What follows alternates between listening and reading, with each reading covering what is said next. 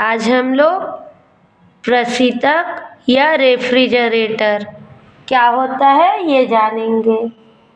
तो ये प्रशीतक या रेफ्रिजरेटर वह युक्ति है जो ऊष्मा को निम्न ताप की वस्तु से उच्च ताप की वस्तु में स्थानांतरित करती है ना। एक प्रकार का ऊष्मा इंजन होता है ना। कारणों का ही एक ऊष्मा इंजन होता है और जो विपरीत दिशा में कार्य करता है। तो इसे लिख लेते हैं, प्रशीतक या रेफ्रिजरेटर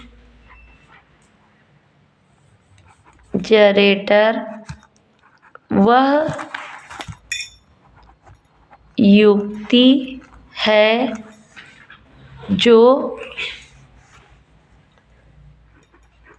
ऊष्मा को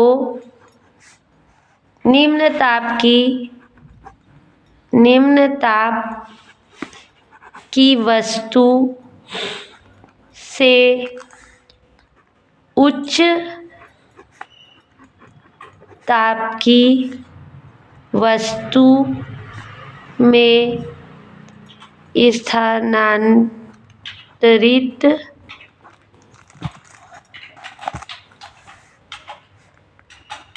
करती है। ठीक है। अब जो कार्नो इंजन होता है, वो जो कार्नो इंजन होता है उसमें जो कार्यकारी पदार्थ होता है वो क्या करता है, ऊष्मा स्रोत से कुछ ऊष्मा अवशोषित करता है और उसके कुछ भाग को कार्य में परिवर्तित करता है तथा शेष भाग को सिंक को दे देता है ना। जबकि प्रशीतक में क्या होता है, प्रशीतक में जो कार्यकारी पदार्थ होता है वह बाह्य स्रोत की सहायता से कुछ कार्य करता है और निम्न ताप की वस्तु मतलब सिंक से ऊष्मा लेकर उसे उच्च ताप की वस्तु मतलब स्रोत को दे देता है। ठीक है। तो जो रेफ्रिजरेटर होता है वो कार्नो इंजन के विपरीत कार्य करता है, विपरीत दिशा में, है ना। ठीक है। अब प्रशीतक के मुख्यतः 3 भाग होते हैं। प्रशीतक के मुख्यतः 3 भाग होते हैं। ठीक है। पहला सिंक। ठीक है। यह क्या करता है, सिंक कम ताप पर एक वस्तु जिसे ठंडा करना होता है, कम ताप पर एक वस्तु जिसे ठंडा करना होता है। ठीक है, पहला भाग। दूसरा भाग है स्रोत। स्रोत क्या होता है, अनंत तापीय धारिता की वस्तु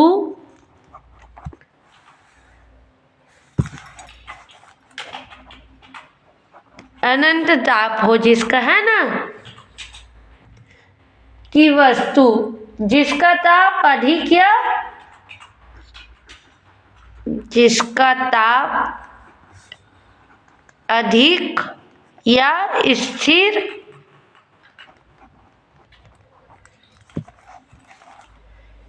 रहता है। ठीक है। और थर्ड है कार्यकारी पदार्थ। कार्यकारी पदार्थ इसमें कार्यकारी पदार्थ के रूप में सामान्यतः क्या होता है? अमोनिया या फ्रियान होता है, जिसमें चक्रीय परिवर्तन होता है। यह सामान्यतः द्रव अमोनिया या फ्रियान होता है जो जिसमें चक्रीय परिवर्तन होता है। ठीक है। अब प्रशीतक का सिद्धांत। प्रशीतक का सिद्धांत। चित्र बना लेते हैं पहले तो, है ना।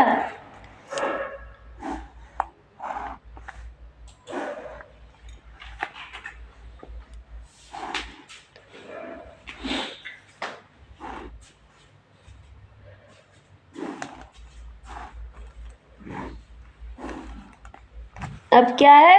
ये निम्न ताप और इसका ताप क्या है? उच्च ताप। ठीक है। ये उच्च ताप क्या है? T1 और इसका ताप T2। ठीक है। ये ऊष्मा Q1 और ये ऊष्मा Q2। तो प्रशीतक का क्या सिद्धांत होता है कि प्रतिशत वह युक्ति है जो निम्न ताप की वस्तु से ऊष्मा लेकर उच्च ताप की वस्तु में स्थानांतरित कर देता है। ठीक है। ये प्रशीतक का सिद्धांत है ना। तो जैसे कि घरेलू प्रशीतक में क्या होता है कि उसमें जो पदार्थ रखा रहता है वो सिंक की तरह कार्य करता है, और जो वातावरण ऊष्मा होती है वो क्या होती है? स्रोत की तरह कार्य करता है। ठीक है। और जो कार्य किया जाता है वो किसके द्वारा किया जाता है? विद्युत मोटर द्वारा, है ना। और उसमें जो फ्रियोन भरा रहता है कार्यकारी पदार्थ के रूप में, उसके द्वारा किया जाता है। ठीक है। अब मान लो कार्यकारी पदार्थ ठंडी वस्तु से Q2 ऊष्मा अवशोषित करता है और इस पर W कार्य किया जाता है। मान लो कार्यकारी पदार्थ ठंडी वस्तु से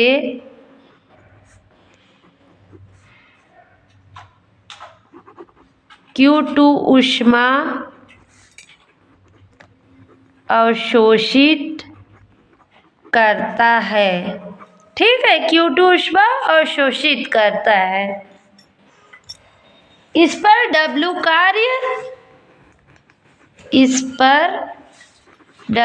कार्य किया जाता है। ठीक है।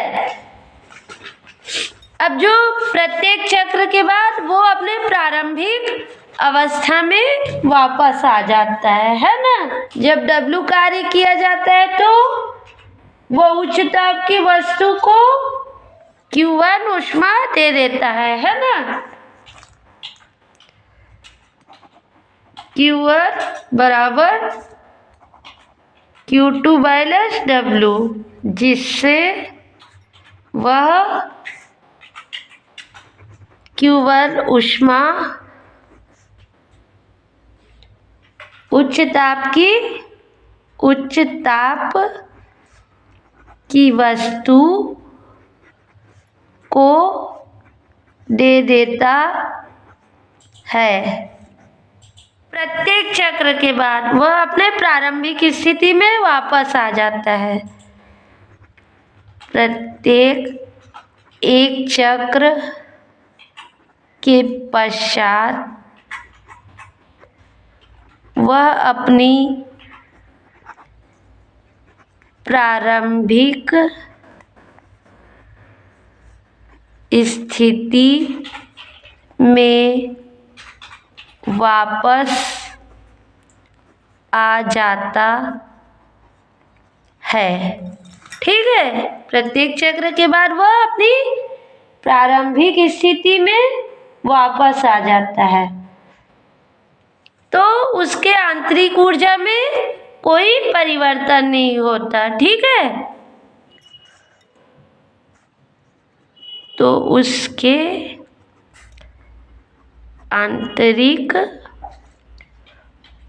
ऊर्जा में कोई परिवर्तन नहीं होता। ठीक है, अब आंतरिक ऊर्जा में कोई परिवर्तन नहीं होता तो ऊष्मागतिकी के प्रथम नियम से अतः ऊष्मागतिकी के प्रथम नियम से क्या होगा? Q2 इक्वल टू Q1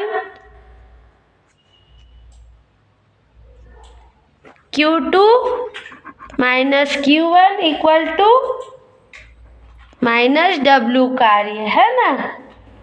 और जो ऋण चिन्ह है क्या बताता है कि कार्यकारी पदार्थ पर कार्य किया जाता है। ठीक है, कार्यकारी पदार्थ पर कार्य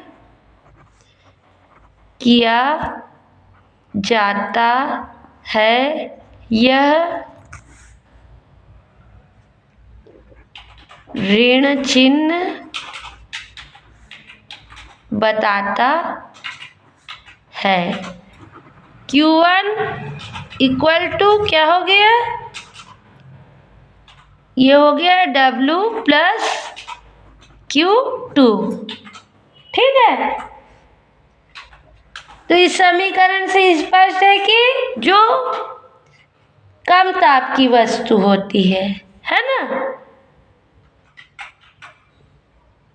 कम ताप की वस्तु को अधिक ताप की वस्तु तक स्थानांतरित करने के लिए कार्यकारी पदार्थ पर कार्य करना पड़ता है, तभी उसको कम ताप की वस्तु से उच्च ताप की वस्तु में स्थानांतरित किया जा सकता है। उपरोक्त समीकरण से स्पष्ट है कि ऊष्मा को कम ताप की वस्तु से उच्च ताप की वस्तु में स्थानांतरित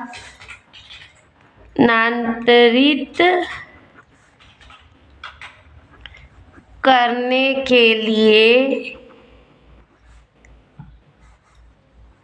कार्यकारी पदार्थ पर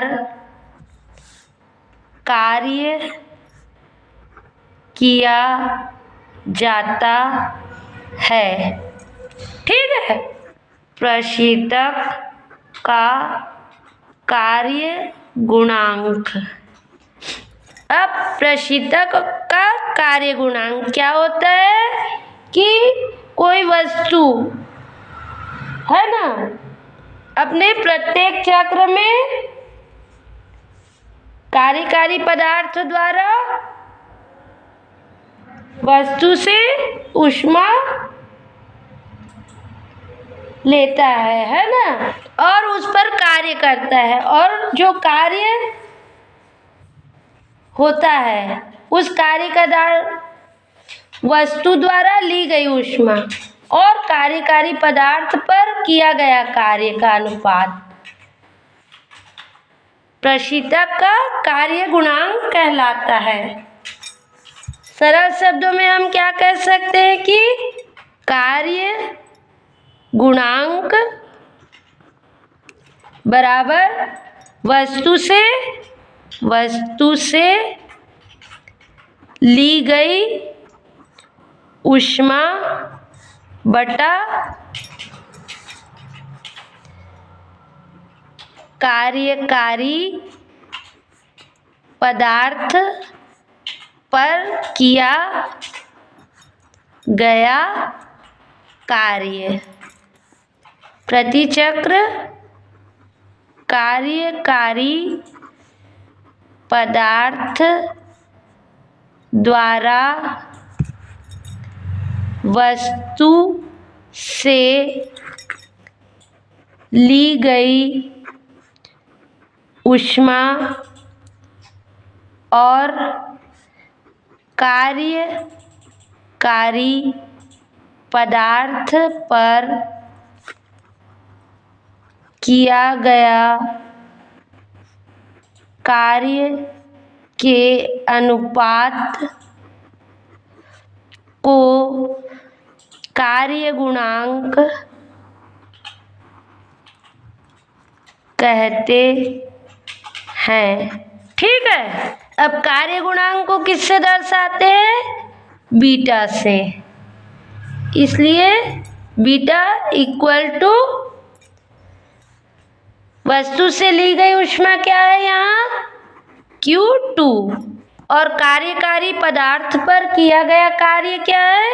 W। ठीक है, तो Q2 upon Q1 minus Q2 जो कार्य किया जाता है ना, या इसको क्या लिख सकते हैं?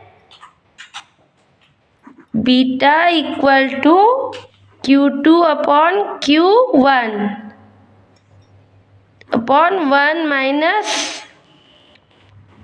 Q2 upon Q1। किंतु हमको पता है Q2 upon Q1 equal to क्या होता है? T2 अपॉन T1 हमको पता है ना, जहाँ T1 स्रोत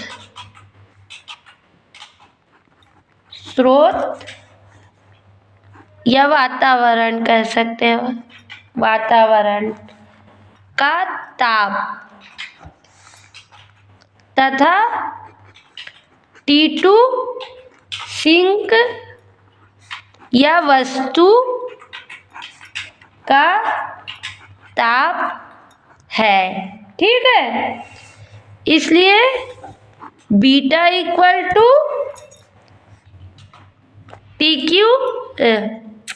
Q2 अपॉन Q1 की जगह T2 अपॉन T1 रख दिए। ठीक है, T2 upon T1 upon 1 minus T2 upon T1। ठीक, या इसको क्या लिख सकते हैं? या लिख सकते हैं beta equal to T2 upon T1 minus T2। ठीक है, और इसे दे देते हैं इक्वेशन नंबर 1। और ये क्या है? प्रशीतक के कार्य गुणांक के लिए सूत्र है। यही प्रशीतक के कार्य गुणांक के लिए सूत्र है। ठीक है, अब मान लो T2 0 है तो बीटा भी क्या हो जाएगा? 0 हो जाएगा। मतलब कि यदि सिंक का ताप परम ताप के बराबर हो तो प्रशीतक का कार्य गुणांक क्या आएगा? 0 आएगा, है ना। मतलब वस्तु का ताप कम होता जाता है तो प्रशीतक का कार्य गुणांक कम होते जाता है ना। मतलब प्रशीतक का कार्य घटता जाता है और मशीन को चलने में कठिनाई होती है। मतलब कि परम शून्य ताप पर कोई काम नहीं हो सकता, परम शून्य ताप कर पाना असंभव है। ठीक है। कार्य गुणांक और दक्षता में संबंध। अब कार्य गुणांक और दक्षता में क्या संबंध होता है ये जान लेते हैं। अब प्रशीतक का कार्य गुणांक क्या होता है? प्रशीतक का कार्य गुणांक बीटा बराबर T2 upon T1 minus T2। ठीक है। या इसको क्या लिख सकते हैं यार, बीटा प्लस 1 कर दिए है ना, तो आ गया T2 upon T1 minus T2 plus 1। ठीक है। तो ये क्या आ जाएगा, T1 upon T1 minus T2। ठीक, इसे दे देते हम इक्वेशन 1, 2 दे देते हैं। ठीक है। किंतु कार्नो इंजन की दक्षता क्या होती है? किंतु कार्नो इंजन की दक्षता ईटा बराबर क्या होता है? T1 minus T2 upon T1। ठीक है। ये दक्षता होती है कार्नो इंजन की, है ना। या इसको क्या लिख सकते हैं, R, इसको लिख सकते हैं, पलट दिए, 1 upon eta equal to T1 upon T1 minus T2 और इसे दे देते हैं हम इक्वेशन नंबर 2, सॉरी इसे दे देते हैं इक्वेशन नंबर 3। तो इक्वेशन 2 और इक्वेशन 3 से समीकरण 2 और समीकरण 3 से beta plus 1 equal to 1 upon eta और इसे दे देते हैं हम इक्वेशन नंबर 4। और यही बीटा और ईटा मतलब प्रशीतक का कार्य गुणांक और कार्नो इंजन की दक्षता में संबंध है। यही अभीष्ट संबंध है। ठीक है। अब एक एग्जाम्पल भी कर लेते हैं।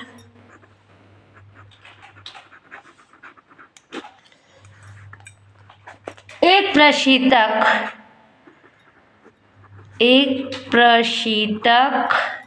0 डिग्री सेल्सियस तथा 80 डिग्री सेल्सियस के मध्य कार्य करता है। उसका कार्य गुणांक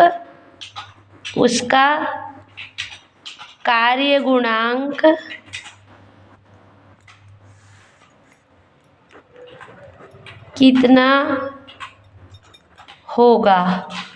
एक प्रशीतक 0 डिग्री सेल्सियस तथा 80 डिग्री सेल्सियस के मध्य कार्य करता है, उसका कार्य गुणांक कितना होगा? ठीक है। तो हल दिया है। T1 बराबर 273 प्लस 80 है ना। केल्विन में हमको चेंज करना है तो 270 डिग्री सेल्सियस में जोड़ देंगे, है ना, तो केल्विन में चेंज हो जाएगा। तो ये आ जाएगा 353 केल्विन, सेल्सियस केल्विन में चेंज हो गया, है ना। तथा T2 क्या दिया है, 273 प्लस 0 डिग्री, तो 273 केल्विन, ठीक है। सेल्सियस को केल्विन में चेंज कर दिए। अब सूत्र क्या है, सूत्र है हमारा beta equal to T2 upon T1 minus T2, इसमें हम मान रख देंगे 273 अपॉन 353 माइनस 273, ठीक है। इसको हल करेंगे तो क्या आएगा, 273 अपॉन 80, ठीक है। और इसको हल करेंगे तो आएगा हमारा 3.41, ठीक है। और यही आंसर है, मतलब